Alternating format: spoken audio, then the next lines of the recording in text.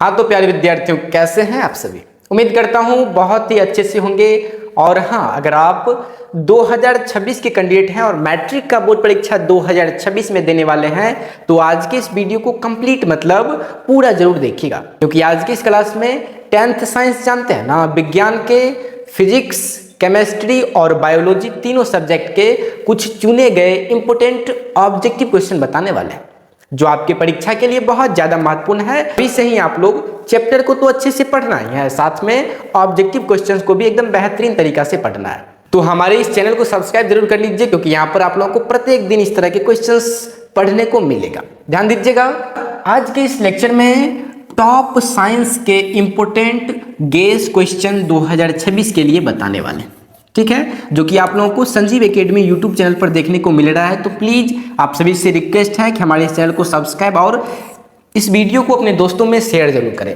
और प्रत्येक दिन लाइव क्लास शाम 7 PM में होता है, तो इस लाइव क्लास में जरूर जुड़े। यहाँ पर हर एक सब्जेक्ट का तैयारी बिल्कुल जीरो लेवल से बहुत ही बेहतरीन तरीका से कराया जाता है। आइए आज के इस बेहतरीन सेशन को स्टार्ट किया जाए। तो अगर आप लोग इस वीडियो को लाइक नहीं किए हैं तो प्लीज लाइक कीजिएगा और इस वीडियो को कंप्लीट देखिएगा, सही में बहुत मजा आएगा। फिजिक्स, केमिस्ट्री और बायोलॉजी तीनों सब्जेक्ट के ऑब्जेक्टिव क्वेश्चंस को पढ़ेंगे ना तो मजा आ जाएगा, ठीक है। और VVA क्वेश्चंस भी है, तो ध्यान दीजिएगा।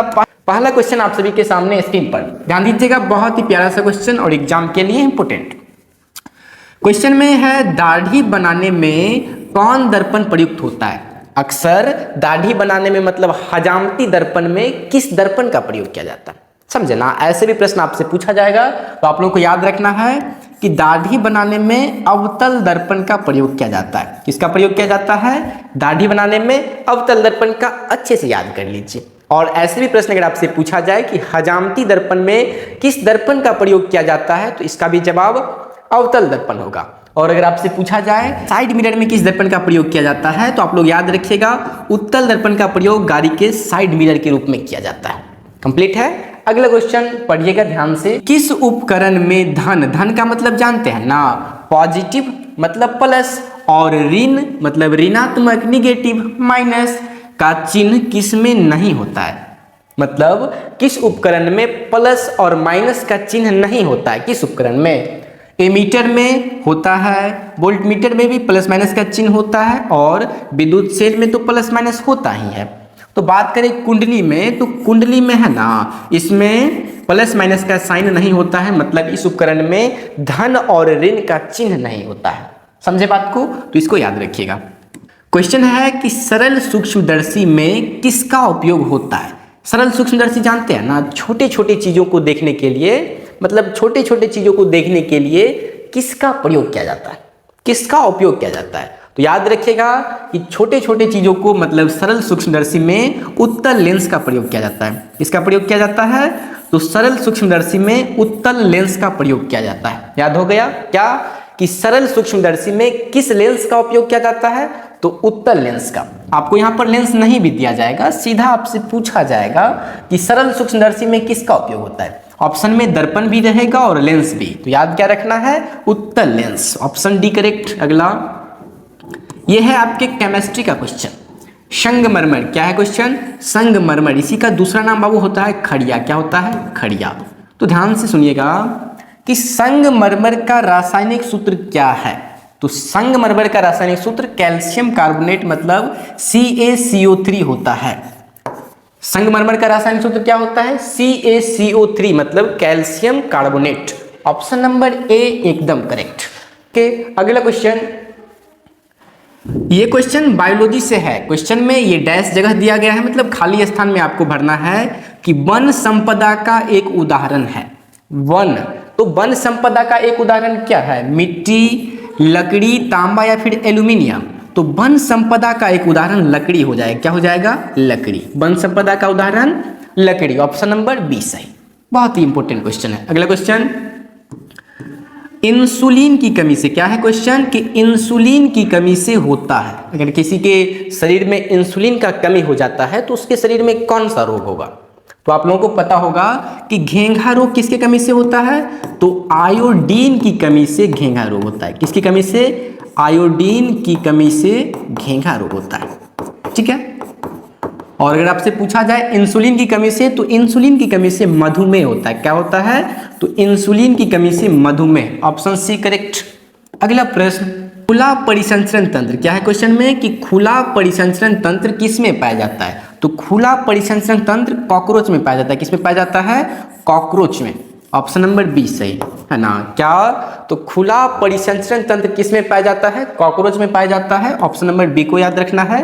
अगला प्रश्न, यूरो 2 का संबंध है, यूरो 2 का संबंध किससे है? तो यूरो 2 जो है ना, इसका संबंध वायु प्रदूषण से था। किससे था? तो वायु प्रदूषण से। अगर आपसे पूछा जाए यूरो 2 का संबंध है, तो क्या आंसर आएगा? वायु प्रदूषण से, ऑप्शन नंबर ए करेक्ट। अगला प्रश्न बहुत ज्यादा इंपॉर्टेंट, क्या है प्रश्न में कि निम्नांकित में कौन जैव अनिम्नीकरणीय पदार्थ है? जैव अनिम्नीकरणीय पदार्थ में, जैव अनिम्नीकरणीय पदार्थ में आ जाएगा DDT। क्या हो जाएगा?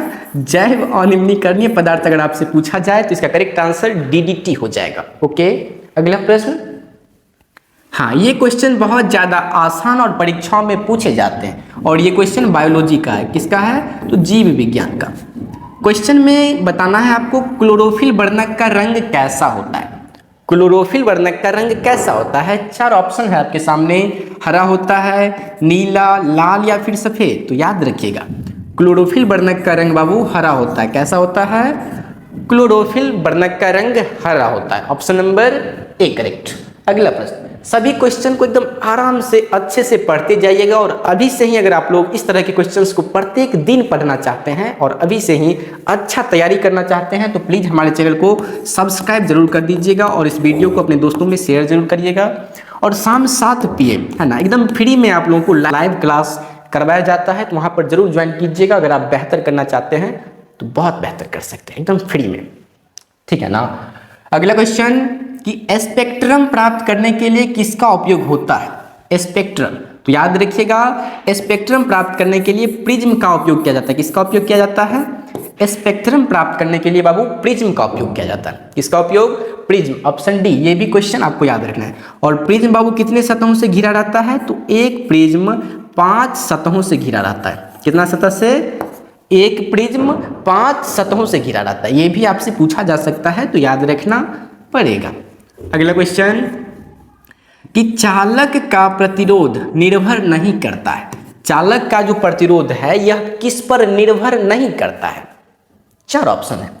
चालक की लंबाई पर निर्भर करता है, फिर चालक के अनुप्रस्थ काट के क्षेत्रफल पर, इस पर भी निर्भर करता है, फिर चालक के तापमान पर, इस पर भी निर्भर करता है। तो किस पर निर्भर नहीं करता? तो चालक में प्रवाहित विद्युत धारा पर निर्भर नहीं करता है। किस पर निर्भर नहीं करता है? चालक में प्रवाहित विद्युत धारा पर निर्भर नहीं करता है, ठीक है। अगला प्रश्न पर ध्यान दीजिएगा कि किस दर्पण की फोकस दूरी ऋणात्मक होता है? ऋणात्मक, किस दर्पण का फोकस दूरी ऋणात्मक? ध्यान दीजिएगा आपसे जब भी ऋणात्मक पूछा जाए तो किस दर्पण का फोकस दूरी ऋणात्मक? तो अवतल दर्पण का फोकस दूरी ऋणात्मक होता है। किस दर्पण का? अवतल दर्पण का फोकस दूरी ऋणात्मक होता है, और उत्तल दर्पण का फोकस दूरी धनात्मक। उत्तल दर्पण का धनात्मक होता है और अवतल दर्पण का ऋणात्मक होता है। ये याद रखिएगा, काफी बार एग्जाम में पूछा गया है, तो याद जरूर करिएगा। नेक्स्ट, आपसे पूछा गया है कि दर्पण की फोकस दूरी को F से सूचित करते हैं, और वक्रता त्रिज्या R हो गया में क्या संबंध है? तो फोकस दूरी वक्रता त्रिज्या की आधी होती है, मतलब F बराबर R/2। क्या होता है? फोकस दूरी वक्रता त्रिज्या की आधी, F बराबर R/2, ऑप्शन नंबर बी सही। Okay, next question. ये क्वेश्चन बहुत ज्यादा इंपॉर्टेंट है कि सामान्य दृष्टि के लिए स्पष्ट दृष्टि की न्यूनतम दूरी, सामान्य दृष्टि के लिए स्पष्ट दृष्टि की न्यूनतम दूरी 25 मीटर नहीं 25 सेंटीमीटर होता है। क्या होता है? 25 सेंटीमीटर।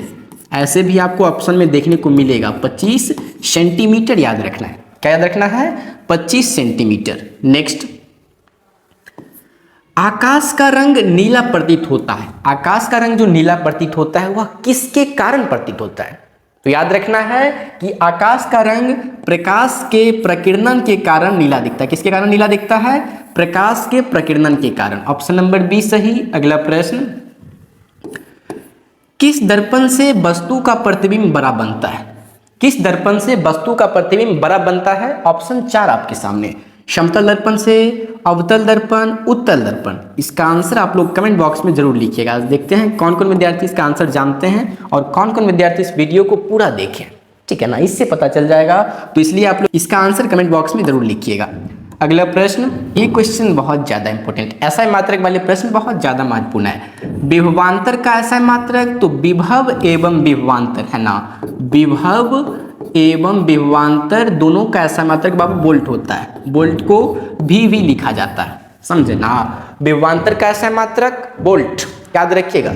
अगला क्वेश्चन, नवीकरणीय ऊर्जा का स्रोत है तो ऐसा ऊर्जा जिसे पुनः पूर्ति किया जा सके, मतलब पुनः प्राप्त किया जा सके, ठीक है ना।